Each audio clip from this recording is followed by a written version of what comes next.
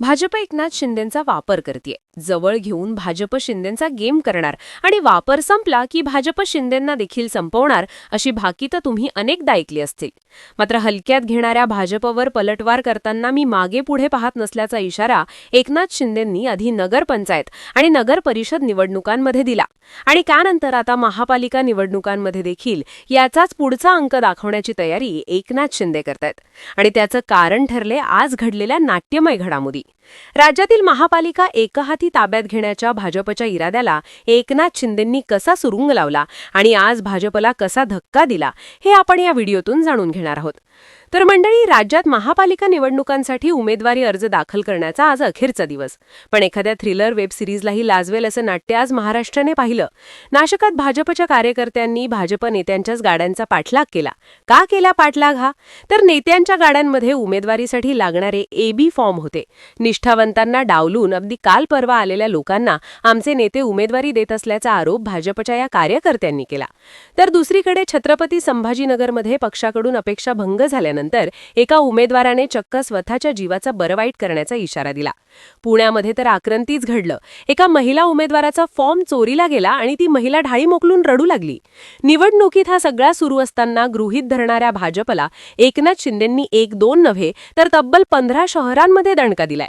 केंद्रात सत्ता, राज्यात देखील मुख्यमंत्री आणि सगळ्याच पक्षांतून जोरदार इन्कमिंग. याच्यामुळे स्थानिक पातळीवर झालेली नेत्यांची गर्दी. या सगळ्यामुळे जागा वाटपात भाजपचा ओरा काहीसा वेगळाच. आम्ही देणार तेवढ्या जागा तुम्ही घ्यायच्या अशी भाजपची शिंदेंच्या शिवसेनेकडून असलेली अपेक्षा.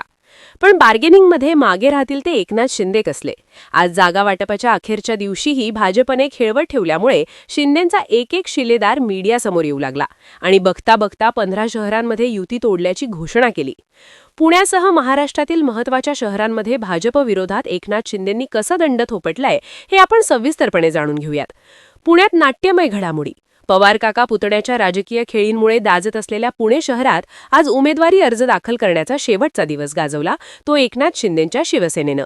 एकंदरीत 25 जागांच्या मागणीवर ही शिवसेना ठाम होती, तर भाजपने अवघ्या 15 ते 17 जागा सोडण्याची भूमिका कायम ठेवली.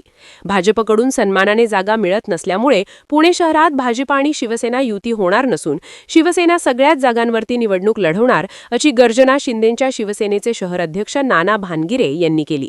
तसंच 80 उमेदवारांना AB फॉर्म देखील देऊन टाकण्यात आला.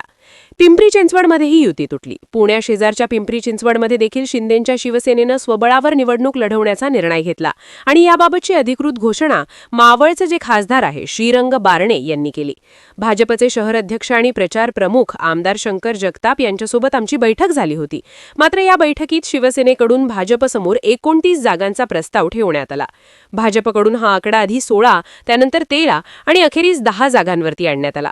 थेट 29 जागांवरून 10 जागांवर येण्याचा भाजपचा प्रस्ताव शिवसेनेला मान्य नसल्यामुळे इथून आम्ही माघार घेत आहोत असं बारणे यांनी जाहीर केलं. पुणे आणि पिंपरी चिंचवडमध्ये युती तुटल्यानंतर नाशिकमध्ये देखील काही वेगळी स्थिती नव्हती. नाशिकमध्ये भाजपला बाजूला ठेवून चक्क दादा आणि भाई एकत्र आले. मी हे शहर दत्तक घेतोय असं काही वर्षांपूर्वी मुख्यमंत्री देवेंद्र फडणवीस म्हणाले होते. मात्र मुख्यमंत्र्यांच्या या आवडत्या शहरातही भाजप शिवसेनेची युती होऊ शकली नाही. नाशिक महापालिकेसाठी भाजप, शिवसेना आणि राष्ट्रवादीच्या नेत्यांनी एकत्रित येत जागा वाटपासाठी बैठका सुरू केल्या होत्या. शिंदे सेनेनं 45 तर राष्ट्रवादीने 30 जागांची मागणी केली होती. परंतु या मागणीनंतर भाजपने मित्रपक्षांसोबत जी चर्चा सुरू होती ती थांबवली. त्यानंतर वेगवान घडामोडी घडल्या आणि भाजपला बाजूला ठेवत नाशिकमध्ये चक्क एकनाथ शिंदे आणि अजित पवार हे एकत्र आले. या दोन्ही पक्षाच्या नेत्यांनी पत्रकार परिषद घेऊन भाजपवर टीका केली. केंद्रात व राज्यात महायुती म्हणून सरकार असल्याने महापालिका निवडणुकांमध्ये देखील महायुती म्हणून निवडणूक लढवण्याचा निर्णय घेण्यात आला. वरिष्ठांच्या सूचनेनुसार चर्चाही झाली, पण 2 वेळच्या चर्चेनंतर भाजपकडून आम्हाला प्रतिसाद मिळाला नाही. भाजपने आम्हाला वेटिंगवर ठेवलं.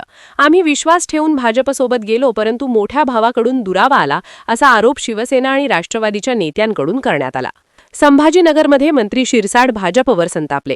भाजपने आम्हाला गाफील ठेवलं, आम्हाला खेळवण्याचा प्रयत्न केला आणि अंधारात ठेवून चक्क मुलाखती घेतल्या. आमची पळापळ होईल असं भाजपला वाटत होतं असा घणाघाती आरोप छत्रपती संभाजीनगरमध्ये शिवसेनेचे मंत्री संजय शिरसाट यांनी केला. आम्ही विश्वास ठेवणारे पण त्यांनी विश्वासघात केला असं म्हणत शिरसाट यांनी संभाजीनगरमध्ये देखील शिवसेना आणि भाजप युती तोडल्याची घोषणा केली. नवी मुंबईतही एकनाथ शिंदे गणेश नाईकांना भेटणार. राज्यात महायुती सरकार आल्यापासून भाजपने गणेश नाईकांच्या माध्यमातून एकनाथ शिंदेंना त्यांचाच बालेकिल्ला असलेल्या ठाण्यात घेरण्याची रणनीती आखली. नाईकांनी थेट ठाण्यात संपर्क कार्यालय सुरू करत एकनाथ शिंदेंना आव्हान दिलं. नाईकांच्या या आव्हानाला आता त्यांच्या घरात घुसून प्रतिउत्तर देण्याची तयारी एकनाथ शिंदेंनी केल्याचं दिसतंय. कारण नवी मुंबईत शिवसेनेनं एकला चलो रेचा नारा दिला आहे. शिवसेनेचे खासदार नरेश मस्के यांनी पत्रकारांसमोर याबाबतची घोषणा केली आहे. एकीकडे शिंदेंच्या शिवसेनेचे एक एक करत अनेक नेते युती तोडण्याची घोषणा करत असताना उदय सामंत पुण्यात आले आणि त्यांनी मात्र एक वेगळीच भूमिका मांडली. आम्ही अजूनही युतीसाठी तयार आहोत. अर्ज मागे घ्यायला 2-3 दिवस आहे. यामध्ये जर तोडगा निघाला तर अजूनही युती होऊ शकते असं उदय सामंतांनी म्हटलं. आणि विशेषतः एकनाथ शिंदेंच्या आदेशाने मी पुण्यात आलोय हे सांगायला देखील सामंत विसरले नाहीत. पण युती तोडण्याची घोषणा करणारे मंत्री संजय शिरसाट, ठाण्याचे खासदार नरेश मस्के हे एकनाथ शिंदेंच्या आदेशाशिवाय बोलले असं होऊच शकत नाही. मग असं असताना उदय सामंतांना सबोरीची भूमिका मांडायला शिंदेंनी का पाठवलं असावं? तर युती होईल पण ती तुमच्या अटीवर नाही, तर आमचं म्हणणं विचारात घ्यावं लागेल आणि ते विचारात नाही घेतलं तर संघर्ष अटल आहे असा मेसेजच एकनाथ शिंदेंना भाजपला द्यायचा असावा. मुंबईतही सर्वांना आश्चर्याचा धक्का.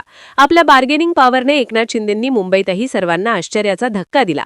भाजप 40-50 जागा त्यांच्या तोंडावर फेकून मारेल असं म्हणत विरोधकांकडून शिंदेंना डिवसलं जात होतं. पण शिंदेंनी शांत राहून आपली यंत्रणा कामाला लावली. शिंदेंनी एक एक करून ठाकरेच्या शिवसेनेचे मागच्या वेळी निवडून आलेले तब्बल 50हून अधिक नगरसेवक आपल्याकडे खेचले आणि जागा वाटपात भाजपसोबत नमत न घ्यायला नकार दिला. त्यामुळे महासत्ता असलेल्या भाजपकडून मुंबईत 90हून अधिक जागा हिसकावून घेण्यात शिंदेंनी यश मिळवलं. पुणे, नाशिक आणि छत्रपती संभाजीनगरसह तब्बल 15 शहरांमध्ये एकनाथ शिंदेंची शिवसेना भाजपशी 2 हात करण्यासाठी आता तयारी करते. आणि विरोधात भले भाजप असो पण निवडणुकीच्या रणांगणात लढताना आपण कसलीच कसर सोडल्याचं शिंदेंनी नगर परिषद निवडणुकीत दाखवून दिलंय. सोलापूर जिल्ह्यातल्या मोहोळच्या नगर परिषदेत नगराध्यक्षपदासाठी भाजप आणि शिवसेना आमनेसामने होती. तेव्हा मोहोळमध्ये जाऊन शिंदेंनी मैदान गाजवलं आणि तिथले भाजपचे नेते राजन पाटलांना शिवसैनिकाच्या मृत्यूची जुनी फाईल ओपन करण्याचं उघड आव्हान दिलं. शिंदेंच्या याच आव्हानानंतर मोहोळची निवडणूक फिरली आणि शिवसेनेचा धनुष्यबाण चिन्हावर निवडणुकीला उभी असलेली अवघ्या 22 वर्षाची पोरगी नगराध्यक्ष झाली. त्यामुळे आता पुन्हा एकदा महापालिका निवडणुकांच्या निमित्ताने भाजपशी पंगा घेण्याचे एकनाथ शिंदेंनी ठरवल्याचं दिसतंय. या लढतीत एकनाथ शिंदे वरचढ ठरतील की त्यांच्या पदरी अपयश येईल? तुम्हाला काय वाटतं? तुमचं मत कमेंट बॉक्समधून आम्हाला नक्की कळवा. आणि अशाच राजकीय घडामोडी जाणून घेण्यासाठी आपल्या सत्यवाणी न्यूज या चॅनलला सबस्क्राईब करा. धन्यवाद.